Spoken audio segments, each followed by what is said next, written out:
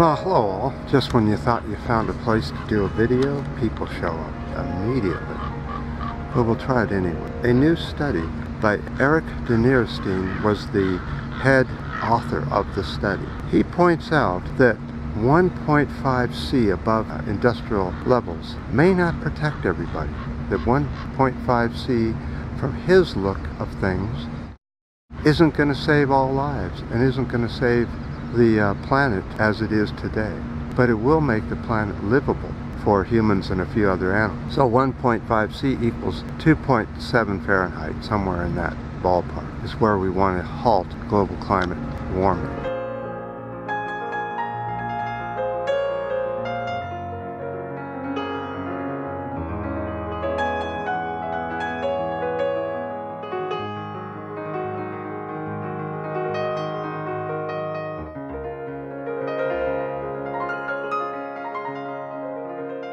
But I don't know how that's possible with CO2 levels being at 413 point whatever. Just ridiculous at this time of the year to have such high numbers. So the study points out that in 2016 the global emissions were 52 gigatons per year. Now it's about 54 gigatons per year. By 2030 we must be at 25 gigatons and lowering the amount. 25 gigatons from 54 gigatons if we take it today. That's a big drop. That's if we were to avoid complete disaster for humans and most of life. There are other scientists and studies that say that we must be at 15 gigatons by 2030.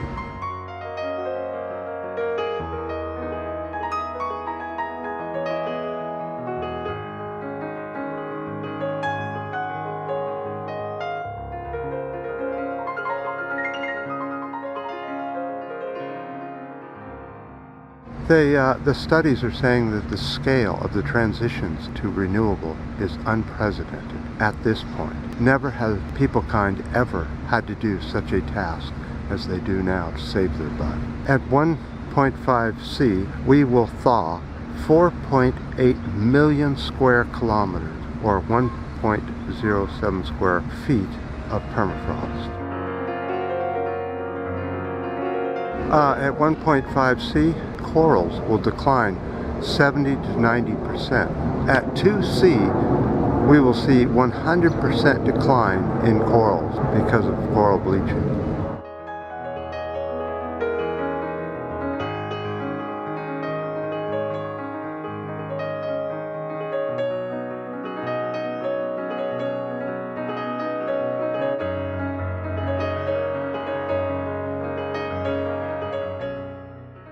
So the study also said that absolutely every human on the planet has to reduce their footprint for us to remain at 1.5 C. Let's talk about crop yields. Crop yields at 1.5 C will be 3% less than they are today. At 2 C, they will see a 7% per year loss. Sea level rise by 2100 at 1 C equals 0.40 meters, or 1.3 feet. At 1.5 C, we will see a 14% increase in temperatures. And if we go up to 2 C, we will see a 37% decline in food production. All right, well, that brings us to our second point. I think we need to be walking on this one. Got a lot to say.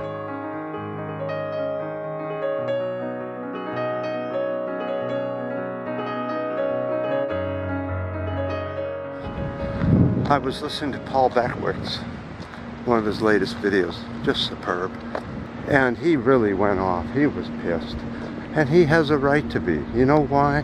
Because when they put in the left up in Canada, they immediately turned to the right. And he says no matter what politicians you put in office, they say one thing and they all lie and do whatever the corporations tell you to do. I couldn't agree more. Paul, he should tell it like it is more often. Maybe you would get more people to understand how bad things really are. So he went off on several politicians up there in Canada, but all over the world we have the same thing. They preach a good deal. They went to the Paris summit, brought all this scientific literature, set up booze. After that, you're dead. No more. Back to the old ways. Back to fossil fuel extraction and more exploration.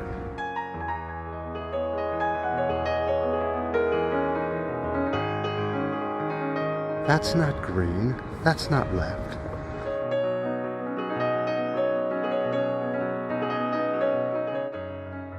So my point here is that every politician in all the established political parties around the world are all corrupt. They've all been corrupted by the corporation. There's only one way out of it, and you've got to do a new one. That includes the Green Party, you know. The Green Party's been corrupted too, but I suspect cleaning up the Green Party would probably be easier than trying to clean up the Democrats and the Republicans.